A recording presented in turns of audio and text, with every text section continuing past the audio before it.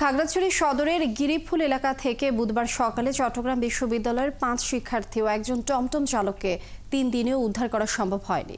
খাগড়াছড়ি সদর থানার ভারপ্রাপ্ত কর্মকর্তা আব্দুল বাতেন মৃধা জানান, চট্টগ্রাম বিশ্ববিদ্যালয়ের ৫ শিক্ষার্থী ও একজন টমটম চালককে উদ্ধারের জন্য যৌথ বাহিনী মোবাইল ট্র্যাকিংয়ের মাধ্যমে শুক্রবার সকাল থেকে খাগড়াছড়ির সদরের পানখাইয়াপাড়া, মধুপুর, নোয়াপাড়া, তেঁতুলতলা সহ বিভিন্ন এলাকায় অভিযান চালিয়েছে। তাদের উদ্ধার করতে না পারা পর্যন্ত এই অভিযান অব্যাহত থাকবে বলে জানান তিনি।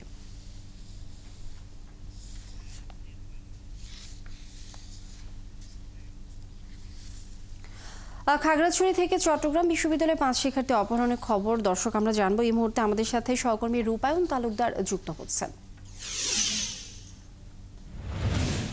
আর রূপায়ণ, উদ্ধার অভিযানের সবশেষ খবরাখবর একটু জানাবেন, আর পুলিশ এই বিষয়ে কি বলছে?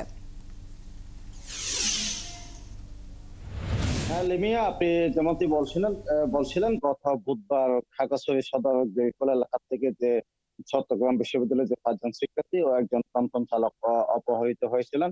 এই গত ৪ দিন হচ্ছে অপহৃত ৬ জন ব্যক্তি ও একজন নারী শিক্ষার্থীকে এখনো উদ্ধার করা সম্ভব হয়নি। তো এই বিষয়টা নিয়ে আমি খাগড়াছড়ি পুলিশ সুপার আরফিন জুয়েল এবং সদর থানার ভারপ্রাপ্ত কর্মকর্তা আব্দুল মীরের সাথে নিয়মিত যোগাযোগ রাখছি, যে তারা যে বিষয়টি আমাকে জানিয়েছেন গত শুক্রবার এবং গত শনিবার তারা গতকালকে পর্যন্ত তারা বাইবঞ্চল এলাকার বিভিন্ন গুরুত্বপূর্ণ বা সন্দেহজনক স্থানগুলোতে তারা অভিযান চালিয়েছিলেন, কিন্তু অভিযানে এখনো পর্যন্ত কোনো ফলপ্রসূ হয়নি। তো কোনো হদিশ পাওয়া যায়নি এখনো তাদেরকে। তো এই খাগড়াছড়ি সদর থানার ভারপ্রাপ্ত কর্মকর্তা এবং পুলিশ সুপার তারা যে বিষয়টি নিশ্চিত করেছে তাদেরকে উদ্ধার না হওয়া পর্যন্ত এই অভিযান অব্যাহত থাকবে।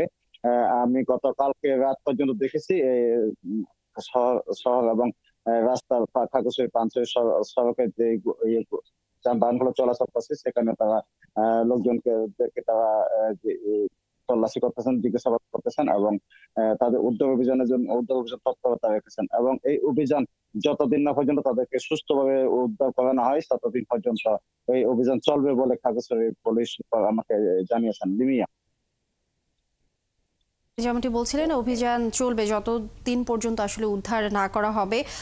দর্শক, খাগড়াছড়ি থেকে চট্টগ্রাম বিশ্ববিদ্যালয়ের ৫ শিক্ষার্থী অপহরণের খবর আমরা জানছিলাম।